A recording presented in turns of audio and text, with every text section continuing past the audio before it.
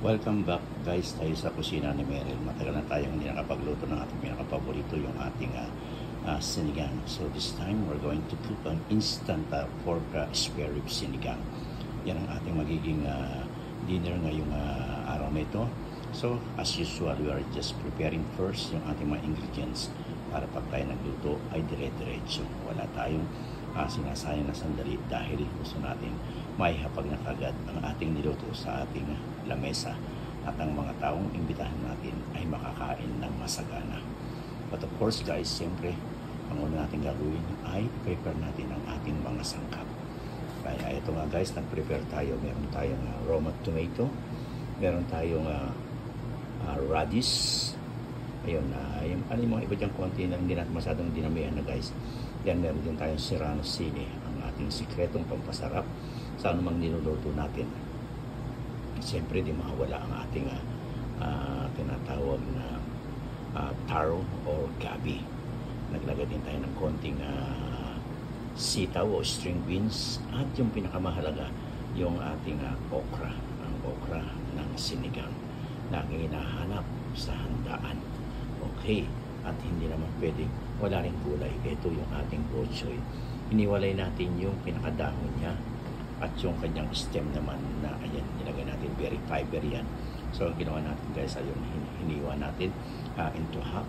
Unahin natin ilalagay yan dahil mamaya pag nilagay natin yan guys, isasara na natin ang kalan, i-off na natin yung pinaka-init na lang o steam sa loob ang magluluto sa kanya para ang ating mga gulay ay hindi ma-overcook. Ganon din ang paglalagay natin ng mga ating sangkap guys. Kailangan yung ating timing para hindi ma-overcook ang bawat isa. Hindi naman ito pwedeng ilagay ng sabay-sabay dahil may mga bagay o mga gulay na hindi naman pwedeng maluto ng instantly. Kailangan din meron silang enough time upang maluto rin sila. At ang iba naman hindi masyadong pwede silang sabayan dahil pag sinabayan sila, malabsan na ang kalalabasan. Siyempre, di mawala guys ang ating Knorr tamarind soup. Yan ang ating gagamiting sinigang sa sampalok mix. Yan ang ating gagamiting pang asim dito sa ating pork spare rib instant sinigang. Wala tayong real sampalok dito. Kaya yung kung na lang itong ating Knorr tamarind soup base ang ating gagamitin. So guys, yung pinaka spare ribs naman niya, siyempre andun inuna natin habang piniprepare natin ito, pinalambot na natin. Andun na siyempre sa kalan. Hindi na natin sinama nito. Yun o naman din naman tayo makapagsisigang ng walang fork. Kaya yun, nilagay na natin yung ating fork spare ribs na binili natin. Binawasan natin ng konti dahil masyadong marami ang mangyayari, maraming mga leftover. So medyo we cut it into half ang ating menu for today. But of course, kahit half din guys, sinasabi ko sa inyo, is the same taste o lasang Pinoy, lasang pang talagang Pilipino, dahil yan ang number 1 na paborito ng masa ng Noy Pits na hindi lamang dito sa abroad, lalo na dyan sa Pinas. So guys, please bear with me, and we're going to start our cooking once we check our pork spare ribs kung tama na ang lambot ng lagay natin doon, yung lambot natin sa kanya. Okay guys, thank you, and stay with me, and I'll see you again in the kitchen. Guys, ayan, chinek na natin yung ating pork spare ribs. Tamang-tama na yung lambot niya. So ang gagawin natin ngayon ay ilalagay na natin itong ating first ingredient na ilalagay o itong Roma tomato. Stay natin doon ng mga 1 minute dahil imamas natin itong tomato guys. Okay? Hold on.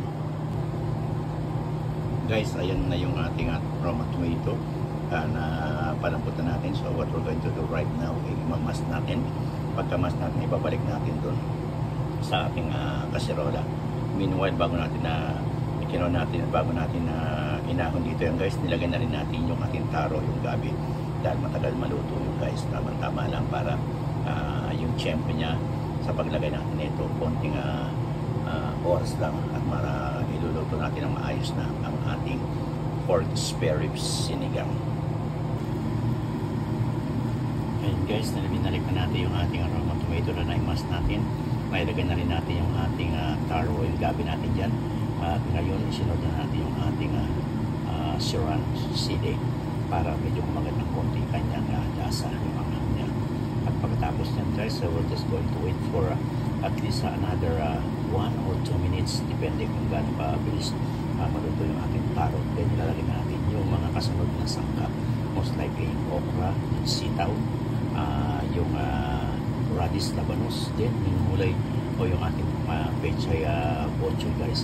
At ilang sandali lang, bingo, pwede na tayong kumain ulit. Siyempre di natin makakalimutan, langgan din ng pampaasim niya guys. Paano sa magiging sinigang kung wala sa asin ng nor sinigang tamarind soup base guys. So bear with me at marami na mabilis tayo magluto na ito ay instant pork spare ribs sinigang. Okay guys, ayan, nilagay na natin yung ating radish o labanos at isusunod na rin natin itong ating okra at sitaw dahil okay na malambot na yung ating gabi. Siyempre lalo mas malambot na yung ating pork spare rib. So all we have to do is just put itong mga ibang sangkap para mabigyan na natin ng tinatawag na timpla o yung ating pang-asim, yung ating nor.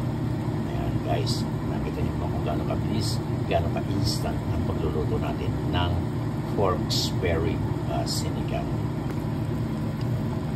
Ayun guys, sunod na natin yung okra niya at nilagay lang natin sa slow cooking guys para hindi ma-overcook ito dahil ito yung mga gulay na madaling maluto.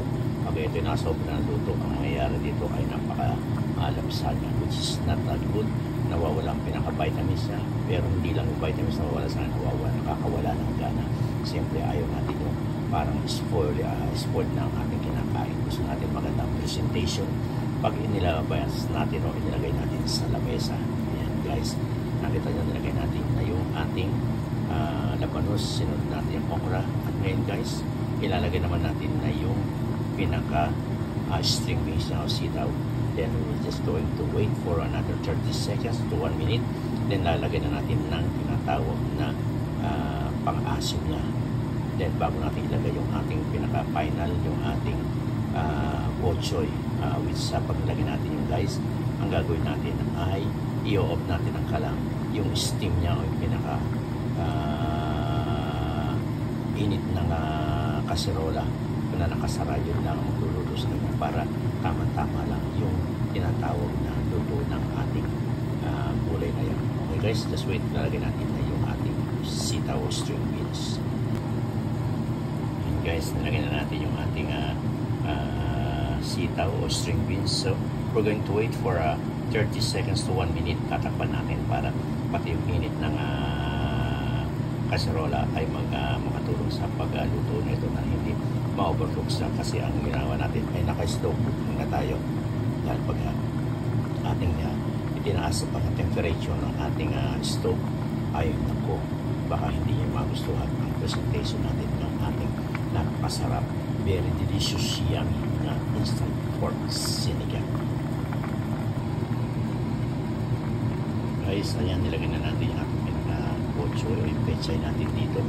At ang gagawin natin ngayon, itatakpan na lang natin yan itong ating kaserola natin at i-off natin yung ating kalan para yung init na lang niya ang magluluto nito na hindi lumabsa itong mga gulay na nailagay natin dito. So guys, as usual, magpapasalamat muli ako sa inyong walang sawang pag-suporta dito sa ating channel, lalo dito sa ating kusina. Ito kusina ni Mary. So kung kayo, inaimitahan ko muli, tinanyahan ko kayo na muli samahan niyo ako sa aking hapunan dito sa ating masarap at yummy pork spare rib sinigang. At kung kayo naman hindi busy, anyayahan ko rin kayo dun sa ating live streaming, ating memory ng pagbabalik natin sa kahapon sa pamamagitan ng pag-awit ng mga lumang awitin na minsan na nagkaroon sa ating nakaraan. Awitin natin ang mga kanta, suwatiwan natin kung anong kasaysayang nangyari ay yan ang magaganap sa ating live streaming kasama ng mga premieres na ating ilalabas na. Thank you guys. God bless.